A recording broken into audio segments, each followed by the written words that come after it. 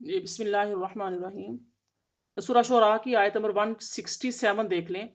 قالوا لئن لم تنتہ یا لوط لتکونن من المخرجین قال انی لعملکم من القالین رب نجنی واہلی مما یعملون فنجیناہ واہلہ اجمعین الا عجوزا فی الغابرین ثم دمرنا الآخرین وامطرنا علیہم مطرا فساء مطر المنذرین۔ وہ بولے اے لوط اگر تم ان باتوں سے باز نہ آئے تو تم ضرور شہر بدر کیے جانے والوں میں سے ہو جاؤ گے۔ لوط علیہ السلام نے فرمایا بے شک میں تمہارے عمل سے بیزار ہونے والوں میں سے نہیں ہوں۔ اے رب تو مجھے اور میرے گھر والوں کو اس کام یعنی کہ وبال سے نجات عطا فرما جو یہ کر رہے ہیں۔ پس ہم نے ان کو اور ان کے سب گھر والوں کو نجات عطا فرمائی سوا ایک بوڑھی عورت کے جو پیچھے رہ جانے والوں میں سے تھی۔ پھر ہم نے دوسروں کو ہلاک کر دیا اور ہم نے ان پر پتھروں کی بارش برسائی سو ڈرائے ہوئے لوگوں کی بارش کتنی تباہ کن تھی۔ استغفر اللہ استغفر اللہ۔ اب دیکھیے حضرت لوط علیہ السلام نے اہل سدوم کو ان کے برے اور سخت بے حیائی کے کاموں سے منع کیا تھا اور ان کو اس پر آخرت کا عذاب سے ڈرایا تھا۔ تو انہوں نے اس کے جواب میں حضرت لوط علیہ السلام سے کہا کہ اگر آپ ہم کو منع کرنے سے باز نہیں آئیں گے تو ہم آپ کا بہت برا حال کر کے ان شہروں سے آپ کو نکال دیں گے۔ تو حضرت لوط علیہ السلام نے ان سے کہا کہ میں تمہارے ان برے کاموں کی وجہ سے تم سے سخت ناراض ہوں۔ اب اس آیت مبارکہ میں جو آیت نمبر 168 ہے اس میں القالین کا جو لفظ آیا ہے یہ قالی کی جمع ہے۔ اس کا معنی ہے بیزار ہونے والا، سخت نفرت کرنے والا، چھوڑنے والا۔ قلت الناقہ یعنی کہ براقبہ اونٹنی نے اپنے سوار کو گرا دیا۔ یہ جو محاورہ ہے اس وقت بولا جاتا ہے جب کوئی شخص نفرت اور بیزاری سے کسی چیز کو پھینک دے۔ تو اب اس کا جو معنی ہے وہ ہے پکانا، بھوننا۔ شوربے والے سالوں کو الکلیہ کہتے ہیں۔ حضرت لوط علیہ السلام نے ان کے ساتھ رہنے کو ناپسند کیا اور ان کے قرب سے نجات حاصل کرنے میں رغبت کی۔ اس لیے انہوں نے اللہ عز و جل سے دعا کی کہ اے میرے رب مجھے اور میرے گھر والوں کو ان کے بدکاریوں سے نجات دے دے۔ تو اللہ تعالیٰ نے حضرت لوط علیہ السلام کی دعا قبول فرما لی اور ارشاد فرمایا سو ہم نے ان کو اور ان کے تمام گھر والوں کو نجات دی، یعنی ان کو اور ان کے گھر والوں کو عذاب نازل ہونے سے پہلے ان کے گھروں سے نکال لیا ماں سوا ایک بوڑھی عورت کے جس کا نام والہا تھا۔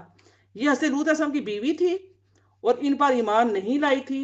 حضرت لوط علیہ السلام کی منقوہ ہونے کے اعتبار سے ان کو آپ کے اہل میں شامل رکھا گیا۔ اس آیت میں اس کے لیے عجوز کا لفظ استعمال کیا گیا ہے۔ عجوز عاجز کا اس میں مبالغہ ہے۔ تو اس کا معنی ہے کہ بہت زیادہ عاجز، چونکہ بوڑھی عورت کام کاج سے بہت زیادہ عاجز ہوتی ہے اس لیے اس کو عجوز کہا جاتا ہے۔ تو غابرین کا معنی ہے کہ باقی رہنے والے، اس کو ان لوگوں میں باقی رکھا گیا جن کو عذاب دیا گیا تھا کیونکہ یہ بھی قوم کی طرف مائل تھی اور ان کے افعال پر راضی تھی۔ کیا لفظ بول رہی ہوں؟ افعال پر راضی تھی۔ آسمان سے برسنے والے پتھر اس پر بھی لگے۔ یہ حضرت لوط علیہ السلام کے ساتھ نہیں گئی تھی اور ان لوگوں کے ساتھ باقی رہ گئی تھی جن پر عذاب آیا۔ حضرت لوط علیہ السلام کی بیوی کے متعلق قرآن مجید میں ایک جگہ اور ذکر آتا ہے۔ ترجمہ ہے کہ اللہ نے کافروں کے لیے نوح کی بیوی اور لوط کی بیوی مثال بیان فرمائی ہے۔ یہ دونوں ہمارے نیک بندوں میں سے دو بندوں کے نکاح میں تھیں، پھر ان دونوں سے خیانت کی، پس وہ دونوں نیک بندے ان سے اللہ کے عذاب کو بالکل دور نہ کر سکے اور عورتوں سے کہا جائے گا کہ اے عورتوں تم دونوں بھی دوزخ میں داخل ہونے والوں کے ساتھ داخل ہو جاؤ۔ میری پیاری بہنوں اس آیت میں سے لوط علیہ السلام اور حضرت نوح علیہ السلام کی بیویوں کی خیانت کا ذکر کیا گیا ہے۔ اس پر ذرا غور کر لیجئے گا، کوئی غلط بات مطلب ذہن میں نہ بٹھا لیجئے گا۔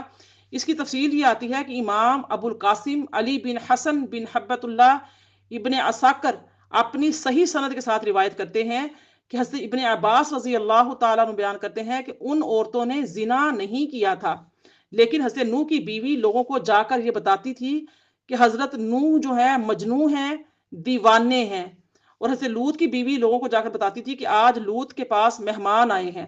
تو حضرت ابن عباس رضی اللہ تعالیٰ بیان کرتے ہیں کہ حضرت لوط علیہ السلام کی بیوی اپنے گھر کی چھت پر چڑھی, اس نے اپنے کپڑے سے اشارہ کیا تو فاسق لوگ اس کے پاس بھاگتے ہوئے آئے. اس نے اس سے پوچھا تمہارے پاس کوئی خبر ہے؟ اس نے کہا ہاں بے شک اللہ کی قسم ہمارے پاس ایسے حسین و جمیل مہمان آئے ہیں, کیونکہ مہمان جو تھے وہ فرشتے تھے اور ان سے ایسی خوشبو اچھی آ رہی ہے, میں نے ایسے لوگ ساری زندگی نہیں دیکھے.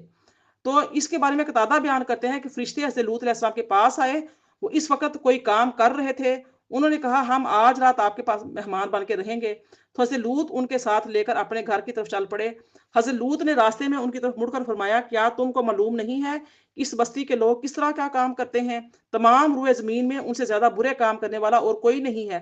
تو حضرت لوط نے یہ بات ان سے 3 بار کہی اور ان فرشتوں نے یہ کہا, ایسے کہا گیا تھا کہ ان کو اس وقت تک عذاب نہ دیں جب تک کہ 3 بار ان کے خلاف شہادتیں حاصل نہ کر لیں.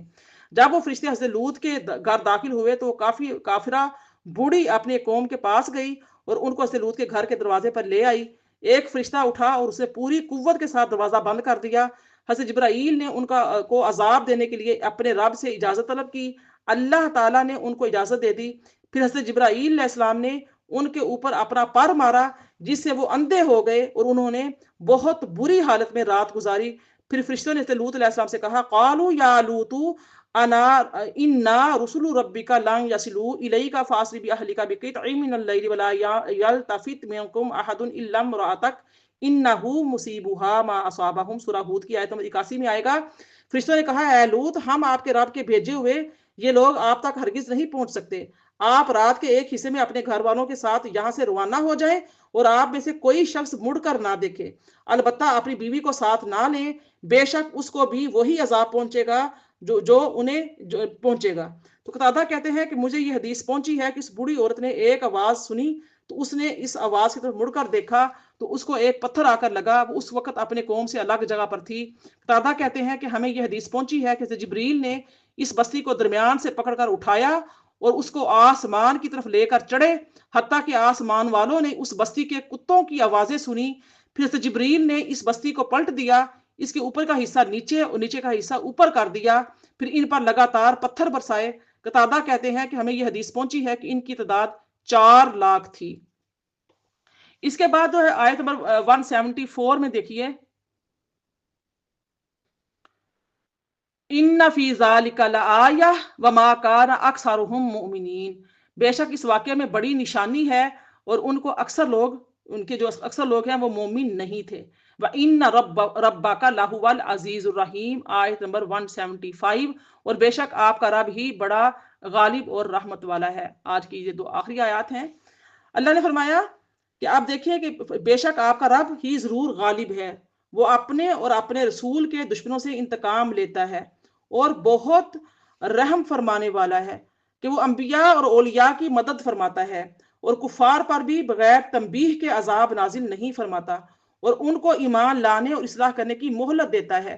عذاب کے مستحقین کو عذاب دینا بھی صالحین کے اوپر اس کی رحمت کا کمال ہے, کیونکہ جس کے عضو میں ناسور ہو جاتا ہے تو اس کا عضو کاٹ دیا جاتا ہے تو پورے جسم کی اصلاح کا ضامن ہے. اور یہ جہاں بھی ایک جسم کی طرح ہے, یہ دنیا ہے, یہ جو جہان ہے یہ ایک جسم کی طرح ہے. کفار اس جہان میں اس عضو کی طرح ہیں جس میں ناسور ہو تو ان کفار کو عذاب سے ہلاک کر دینے پر میں پوری جہان کی سلامتی ہے. اور اگر قہر اور غلبے میں کوئی فائدہ نہ ہوتا تو حدود کو مشروع نہ کیا جاتا. اور یہ بھی کہا گیا کہ فصلوں کی زرخیزی اور زرعی پیداوار کی بہتات سے زیادہ نفع حدود کے قائم کرنے میں ہے, کیونکہ اگر نفاذ حدود کے ذریعے معاصی یعنی کہ گناہ اور فواہش اور جرائم کی روک تھام نہ کی جائے اور منکرات اور فواہش بڑھ جائیں تو پھر زمین میں پانی کے سوتے خشک ہو جاتے ہیں, فصلیں ویران ہو جاتی ہیں اور رزق میں کمی آتی ہے. یعنی کہ اللہ تعالیٰ کی ذات جب کوئی انسان مسلسل قومیں جو ہے نافرمانی پر آتی ہیں تو کیا ہوتا ہے کہ اللہ تعالیٰ کی ذات پھر ان کی گرفت سخت کرتی ہے.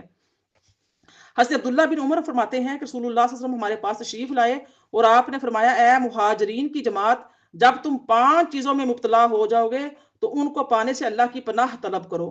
بہت قابل غور ہے, جب کسی قوم میں بے حیائی ظاہر ہو جائے تو اس کو کھلم کھلا کرنے لگیں تو ان میں طاعون پھیل جاتا ہے. आया था ना, कोरोना आया था, सबके मुंह पे मास्क भी चढ़ गए थे, आप फिर उतर गए हैं। वही कौमों वाला हाल ना कि अल्लाह का अजाब नजर आया तो फटाफट आप सीधी लाइन पे आ गए, जैसे ही अल्लाह का अजाब पीछे हटा फिर आप उसी करतूत पे आ गए। तो यही जिक्र अल्लाह का रोज़े क़यामत कुफार जब मुतालबा करेंगे कि काश हमें दुनिया में भेज दिया जाए, और वो कहेंगे अल्लाह पाक हमें एक बार दुनिया में भेज दें। या कोई मुसलमान नाफरमान जब अल्लाह के अजाब का मुस्तहिक होगा तो फिर उसको वो भी कहेगा, हसरत करेगा कि मुझे दुनिया में वापस भेज दिया जाए, अब मैं तेरी नाफरमानी नहीं करूंगा, मैं अच्छे अमल करके आऊंगा। तो चूंकि अल्लाह पाक उसकी फितरत से वाकफ है, तो अल्लाह ताला को पता है कि तुम्हें तुम्हारा जिदा कर भी दिया जाए और भेज दिया जाए दुनिया में, तो उन्हें खुद आगे जाके वही करना है। अब तुम अजाब से डर रहे हो, अजाब से डर के तुम माफी तलाफी कर रहे हो, जैसे ये अजाब तुमसे दूर होगा और तुम वही कुछ करोगे। तो ये ताउन का मर्ज था, ये क्या था, फैल जाता है। आका करीम फरमा रहे हैं जब किसी कौम में बेहयाई फैलती है और खुला हो जाती है, आप जायजा ले सकते हैं हमारे मुस्लिम मुआशरे का कि हम कहाँ खड़े हैं, और उन इमराज में मुबतला हो जाते हैं जो उनसे पहले गुजरे हुए नेक लोगों में नहीं थे। और जो कौम नाप और तोल में कमी करती है वो कहत साली, शदीद मेहनत और मुशक्क़त और बादशाह के जुल्म में मुबतला हो जाती है। जो लोग अपने अमवाल की ज़कात देने से मना करते हैं उनसे आसमान की बारिशें रोक दी जाती हैं, और अगर जानवर ना होते तो इन पर कभी भी बारिश ना होती।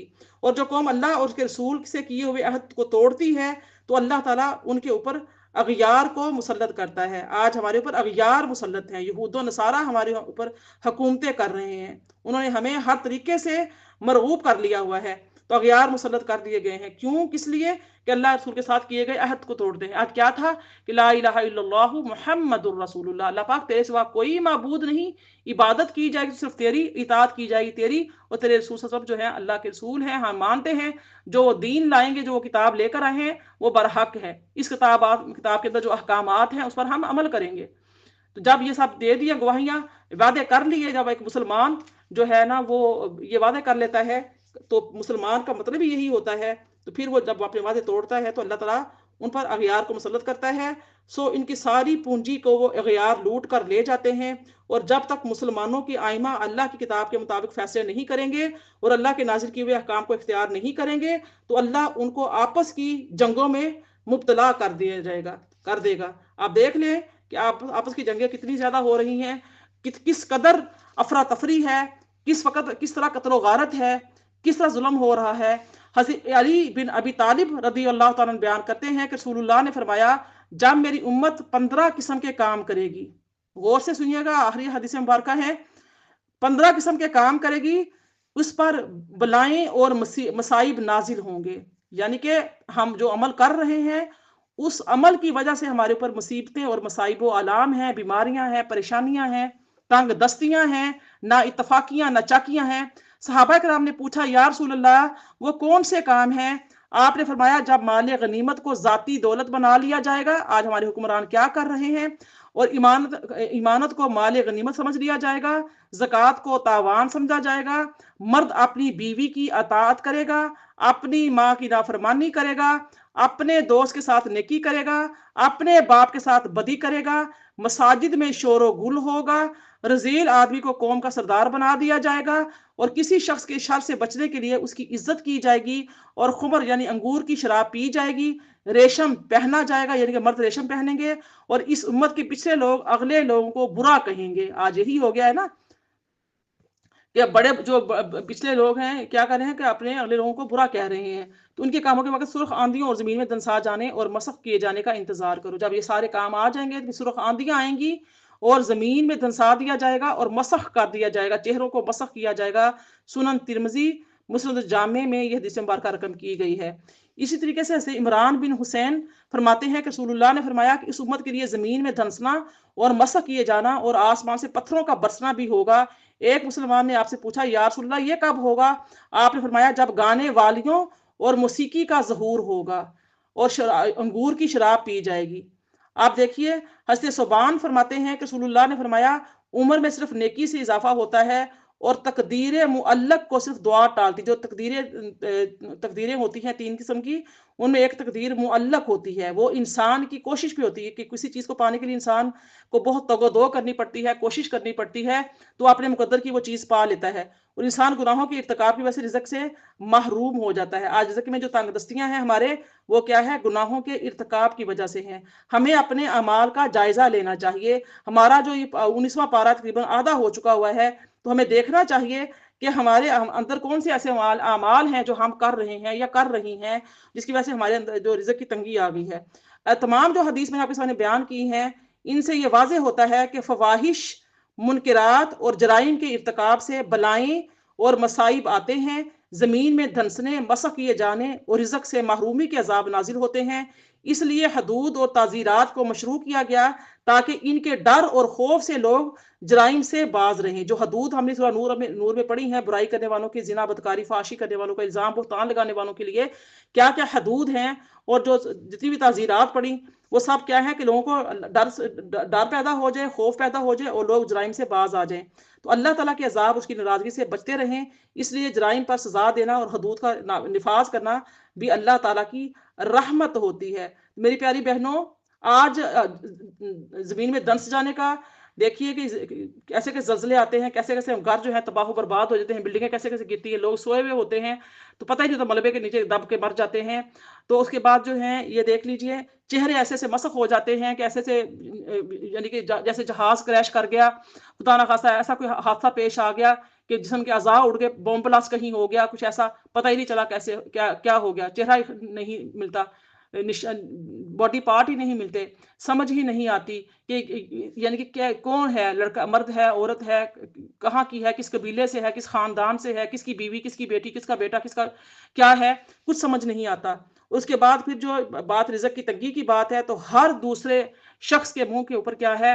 رزق کی تنگی کی بات ہے، تنگ دستی کی بات ہے. ہر بندہ مالی طور پہ پریشان ہے الا ماشاء اللہ. لیکن یہ نہیں ہے کہ انسان نافرمان ہے تو اس وجہ سے بعض دفعہ اللہ تعالیٰ کی آزمائش بھی ہوتی ہے. ہمیں اپنے اعمال کا جائزہ لینا چاہیے. ہمیں دیکھنا چاہیے کہ ہمارے اندر کون سے اعمال ہیں جس کی وجہ سے اللہ کی ناراضگی ہے، اللہ تعالیٰ کی رحمت کی نظر ہمارے اوپر نہیں ہے، ہم تنگ دستی کا شکار ہیں. اگر لگتا ہے کہ نہیں، آپ حتی الامکان اللہ تعالیٰ کے قریب ہیں، اللہ تعالیٰ کے یعنی کہ جو فرمان ہے، فرامین ہے، نبی کریم صلی اللہ علیہ وسلم کے جو فرامین ہیں اس پر عمل کرنے کی کوشش کرتے ہیں، شریعت مطہرہ پر چلنے کی کوشش کر رہے ہیں، تو پھر جو ہے اللہ پاک کی آزمائش ہو سکتی ہے. تو جو شخص ایسی جگہ میں رہے جہاں کوئی قاہر سلطان نہ ہو اور عادل قاضی نہ ہو اور طبیب عالم نہ ہو اور دکانیں اور بازار نہ ہوں اور جاری دریا نہ ہوں، اس نے اپنے نفس کو، اپنے اہل کو، اپنے مال کو، اپنی اولاد کو ضائع کر دیا. بس عقل والے پر لازم ہے کہ وہ اپنی سفلی خواہش سے احتراز کریں اور اپنی بری عادات کو ترک کریں اور تمام حالات میں نرمی کے ساتھ اپنے نفس امارہ سے جہاد کریں. وما علیہ الا البلاغ. انشاءاللہ بشرط زندگی، بشرط صحت 176 سے جو ہے نیکسٹ تفسیر کا آغاز ہوگا. اللہ